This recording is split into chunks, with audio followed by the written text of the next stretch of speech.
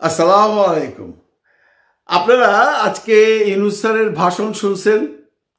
আমার মনে হয় বাংলাদেশের খুব কম মানুষ আছে যারা আজকের এই ভাষণটা শুনে নাই। মানে প্রথমেই ভাষণের প্রশংসা করতে হয় বন্ধুরা এইভাবে যে এই একজন এমন প্রৌঢ় একজন মানুষ এই বয়সে এত লম্বা একটা ভাষণ এত সুন্দরভাবে উনি দিলেন, যেটা প্রশংসার দাবিদার। একটা ফাম্বল নাই, একটা ভুল উচ্চারণ নাই, সুন্দরভাবে উনি ওনার কথাগুলা বিবরণ করে গেলেন। আমরা গর্ব করতেই পারি এই মানুষটাকে নিয়ে। আমরা যে সবসময় বলি ইউনূস স্যার একজন মহাজ্ঞানী মানুষ, উনি আবারও প্রমাণ করলেন। এনিওয়ে, ওনার প্রশংসা বেশি করার প্রয়োজন নেই, কারণ উনি প্রশংসা পাবার যোগ্য এবং উনি একজন প্রশংসা পাবারই মানুষ। তো ভাষণ নিয়ে কি হয়েছে? ভাষণ নিয়ে কিন্তু অলরেডি বন্ধুরা লেগে গেছে, ভাষণ নিয়ে গেঞ্জাম। আপনারা হয়তো বা শুনতেছেন এতক্ষণ যে বিএনপি হয়তো বা মানবে না এপ্রিলে নির্বাচন। আমি তাদেরকে অনুরোধ করে বলছি, বেশি চাপাচাপি করেন না, তখন আম ছালা সব চলে যাব। দেখেন বন্ধুরা, ইউনূস স্যার প্রথম থেকে বলছিলেন ডিসেম্বর থেকে জুন, উনি জুন থেকে কমায়া এপ্রিলে আসছেন। বিএনপি মনে হয় মানবে না, কারণ সালাউদ্দিন সাহেবের যে বক্তব্য এই দেওয়া হয়েছে এই ঘটনাটার পর, মানে ভাষণের পর, তাতে উনি বলেছেন এটা জনগণের মন মতো হয় না। এখন জনগণ কোনটা সালাউদ্দিন সাহেব জানে, আমি যেটা জানি, বা যারা ইউনূস সাহেবকে পছন্দ করে তারা যদি জনগণ হয় তারা খুশি, আর যারা বিএনপি বলে তারা যদি জনগণ হয় তারা খুশি না। তারা এক জায়গায় ডিজিট ছিল। তারেক সাহেব অলরেডি বলে দিয়েছেন ডিসেম্বরের মধ্যে নির্বাচন হইতে হবে, কাজে হলো না। বিএনপি কি হারিয়ে গেল? কেউ বলতেছেন বিএনপি হেরে গেছে, বিএনপি তো পারলো না আদায় করতে। কিন্তু আবার অনেক নেটিজনরা বলতেছে বিএনপি হারে নাই, দেশে একটা নতুন সমস্যার সৃষ্টি হয়েছে। কিন্তু আমার মনে হয় কোনো সমস্যা হবে না। একটা কথা তো সত্যি কথা যে এপ্রিল মে জুন 3 মাসের ব্যবধানে যদি বিএনপি এটা না মাইনা নেয় এবং বিএনপি যদি কোনো কারণে আন্দোলনে যায়, তাহলে কি হবে? বিএনপি তো আন্দোলন করে দেখলো। ইশরাক সাহেব তো আজকে কতদিন যাবত আন্দোলন করতেছে, নিজে এখন ঘোষণা দিতেছে উনি মেয়র, উনারা তো একটা মূলা ধরাই দিছে। এখন বিএনপি কি চায় তাদেরকে একটা মূলা ধরাই দেখ? আমার মনে হয় বিএনপি মেনে নেবে। মেনে নেওয়া ছাড়া কোনো উপায় নাই, কারণ যদি না মেনে নেয় তাহলে বিএনপিকে যেতে হবে আন্দোলনে। সেই আন্দোলন কতটুকু সাকসেসফুল হবে সেটা সময় বলে দিবে। কারণ আপনারা জানেন বিএনপি ব্যতীত অন্য যে দলগুলো আছে বাংলাদেশে, বিএনপির পরে যে বড় দলগুলো আছে তারা মেনে নিয়েছে। এমন কথা হচ্ছে, অনেকেই বলছেন যে বাংলাদেশের অনেকগুলো দল এটা মানে নাই, বিএনপির সাথে তার সমমনা দলগুলো বাইরে ওই দলগুলোর কয়টা ভোট আছে, ওই দলগুলোর কয়টা সিট আছে বাংলাদেশে? বিএনপির পরে, আওয়ামী লীগের পরে জামাত ছাড়া, আর আগে ছিল জাতীয় পার্টি, এছাড়া কারো সিট আছে? আজ পর্যন্ত দেখলাম না সংসদে 1-1 জন বসছে, 1 না 2 জন বসছিল। দল তো আছে 52টা না 54টা। তো ওইসব দলের কথা বলে লাভ নেই। বিএনপি ইজ বিগ পাওয়ার। এখন বিএনপি কি করবে সেটা নিয়ে আলোচনা সমালোচনা হচ্ছে। কালকে বোঝা যাবে, মানে আজকে বোঝা যাবে বিএনপি কোন অবস্থানে যাচ্ছে। সত্যি কথা কি, বিএনপি যদি মেনে নেয় তাহলে বিএনপির একদিকে হার হয়, কারণ মানুষ বুঝে নেবে যে বিএনপি আদায় করতে পারলো না। কিন্তু ইউনূস স্যার কিন্তু ওই বিএনপির সাথে কোন রকম টক্করে গেছে আমার মনে হয়। উনি ওনার নিজের জায়গায় আছেন। উনি বারে বলতেছেন জুলাই সনদ ঘোষণা করব, সংস্কারটা এগিয়ে নিয়ে যাব, বিচার কার্য এগিয়ে নিয়ে যাব, তারপরে এপ্রিলে দেব। এখন এপ্রিলে কি উনি জাতীয় নির্বাচন দেবার আগে স্থানীয় নির্বাচন দিবেন কিনা এই লোক কিন্তু ক্লিয়ার করেন নাই। এখন এই যে পেশগিটা লাগছে, এখন বিএনপির অনেকেই বলতেছে, আমি বিভিন্ন জায়গায় শুনতেছি যে ইউনূস স্যার লন্ডনে যাচ্ছেন, রাজার বাড়িতে কোনো কাজ টাজ নেই, রাজার কোনো প্রাইস টাইজ নেই, তারেক রহমানের সাথে দেখা করতে। বিএনপির মূর্খ বিএনপির লোকগুলা বলছে।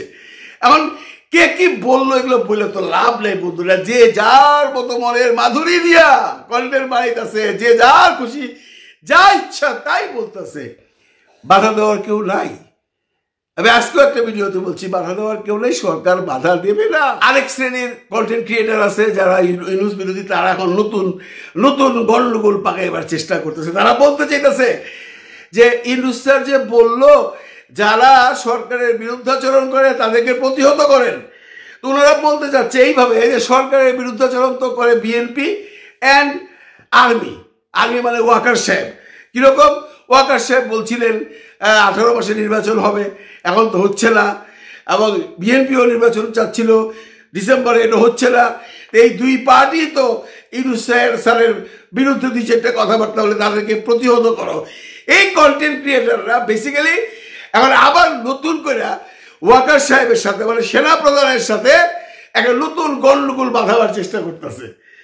বিএনপির সাথে তো গন্ডগোল আছে, তারা এখন জ্বলাচ্ছে যে ওয়াকার সাহেবের কথাও তো শুনলো না, ওয়াকার সাহেবের সেই বড় বড় বক্তৃতা কোথায় রইল, উনি যে বলছিলেন 18 মাসে নির্বাচন দিতে হবে, নো ব্লাডি করিডোর, কিছুই তো হইল না। কারণ করিডোর নিয়ে ইউনূস স্যার আজকে পরিষ্কার করে দিচ্ছেন, উনি করিডোর নিয়ে বলছেন, করিডোর নিয়ে কোনো কিছু ফাইনাল হয় নাই, কাজে এইটা নিয়ে কোনো আলোচনা নাই। কিন্তু পোর্ট নিয়ে আলোচনা উনি করছেন, পোর্ট ভাই উনি দিয়ে দিচ্ছেন। ভাই সত্যি কথা কি জানেন, পোর্ট দিয়ে দিচ্ছেন। তাহলে প্রবলেমটা কোথায়? আমি এর আগেও একটা ভিডিওতে বলছি, এই ধরনের নিজস্ব সম্পদের ব্যাপারে যারা কম জানে তারা নিজস্ব সম্পদকে অন্য দেশের কোনো কোম্পানিকে দিয়া পরিচালনা করে। আমি সুইডেনের দেখাইছি, সুইডেনের ট্রেন লাইন, বাস লাইন সমস্ত কন্ট্রোল করে একটা চাইনিজ কোম্পানি।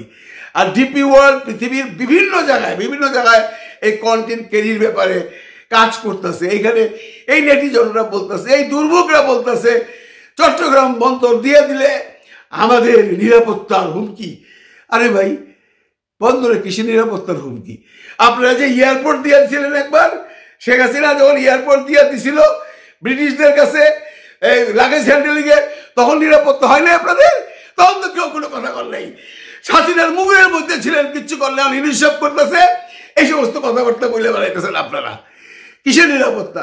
আপনারা জানেন বন্ধুরা, আপনাদেরকে একটা ভিতরের কথা বলি, এই যে চিটাগাং পোর্টে প্রতিদিন 200 কোটি টাকার লেনদেন হয় শুধু ঘুষ বাণিজ্য, এই মাল লোড আনলোড করা নিয়ে। এইগুলা বন্ধ হবে। ইউনূস স্যার এইগুলা বন্ধ করছেন। ইউনূস স্যার এনবিআর কি করছে আপনারা জানেন? এনবিআর কি করছে? উনি যে ভালো ভালো কাজগুলো করছে এর মধ্যে এনবিআর একটা ফ্যাক্টর। এনবিআর কি নিয়ম ছিল আগে, যে এনবিআর কর্মকর্তা এসে আমার ট্যাক্স ফাইল দেখবে, দেখে উনি আমাকে, আমার ট্যাক্স ফাইল দেখে আমাকে বলবে তোমার গভর্নমেন্টকে 10 লক্ষ টাকা ট্যাক্স দিতে হবে। আমি বোধহয় আরেকবার বলছিলাম, আমাকে আবার মনে করে দেই। তখন আমি সেই এনবিআর অফিসারকে বলবো, ভাই 10 লক্ষ টাকা ট্যাক্স করেন না, 1 লক্ষ টাকা ট্যাক্স করেন, 2 লক্ষ টাকা আপনি নেন, 3 লক্ষ টাকার মধ্যে রফা করে ফেলান। এই চলছিল এনবিতে, এই চলছিল এনবিআরে। সেইটাকে ইউনূস স্যার নতুন নিয়ম করছে যে যিনি ট্যাক্স ক্যালকুলেশন করবে সেই অফিসার করে চলে যাবে, সে অ্যাডমিনিস্ট্রেটিভ অফিসার বলে যাবে আমাকে আপনার 10 লক্ষ টাকা ট্যাক্স হয়েছে, উনি চলে যাবে, ওনার কোনো কাজ নাই। তারপরে একজন ফাইন্যান্স অফিসার আসবে যিনি আমার কাছ থেকে ট্যাক্সটা আদায় করবে। উনি কিন্তু তখন ঘুষ খেতে পারবে না, কারণ তাহলে আবার 2 জনকে ঘুষ দিতে হইব, 2 জনের ফাইলে মিলতে হবে, পেজকে লেগে যাবো। যার জন্য ইউনূস স্যার এনবিআরকে ভাগাভাগি করতেছে, এর জন্য এনবিআর লোকজন স্ট্রাইক করতেছে। মানে ভালো কাজ করতে দিবে না, কিন্তু উনি কইরা যাবে। উনি বাপের বেটা, উনি জিত দিবে না, উনি সাত গাইয়া ফুয়া, উনি কোনো কিছু না কইরা এখান থেকে যায় বলে আপনারা যে আপনি করেন। আপনাদের বলতেছি যারা গ্যাঞ্জাম লাগাইতে চাইতেছেন যে ইউনূস স্যার ওয়াকার সাহেবের সাথে চ্যালেঞ্জ দিয়া তার কথা শুনলো না, ওয়াকার সাহেবরে উত্তেজিত করতেছেন, ওয়াকার সাহেবরে বলতেছেন যে আপনাকেও তো মানলো না, তাদের বলতেছে এই সমস্ত বন্ধ করেন। পাবলিকের পিটানি খাইয়া হইতে থাকতে হসপিটালে, কথাটা মনে রেখেন, কারণ জনগণ শান্তি চায়।